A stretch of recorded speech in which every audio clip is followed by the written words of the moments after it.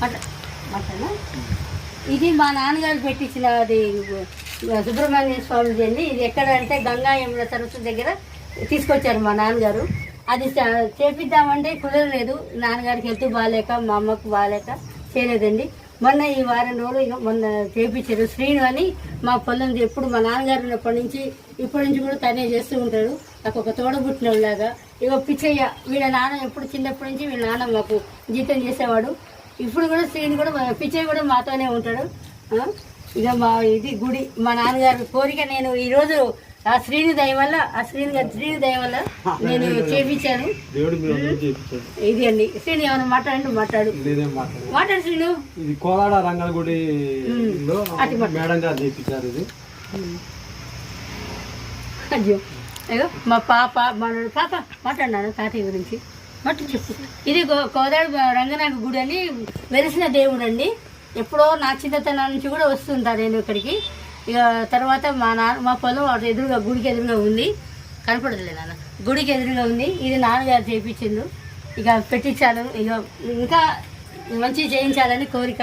అది మా శ్రీను ఉన్నారు, మా శ్రీను చేయించాడు. ఇక మా పిచ్చయ్య అదండి. మీ అందరికి కూడా దేవుడిది మంచిగా ఇది ఉండాలని కోరుకుంటున్నాను, ఆశీస్సు ఉండాలని కోరుకుంటున్నాను. గుడిది గోమాత గుడిది. ఇక్కడ చూడండి, ఇక్కడ నాగమయ్య పుట్ట ఉందండి. ఇది నిజంగానే లోపల నాగమయ్య ఉన్నారు.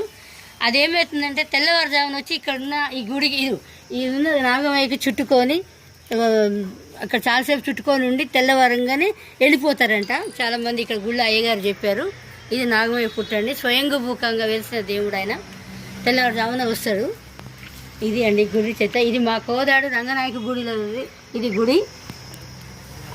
ఓకే అండి, బాయ్, ఉంటా అండి.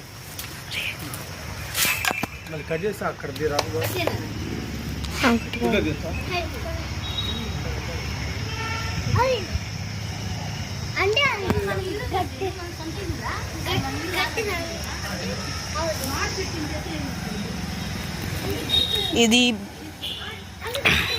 అభిషేకం చేయడానికి కొన్నిసార్లు నీళ్ళు ఇక్కడ ఇస్తారు, లేకపోతే వేరే చోట ఇస్తారు.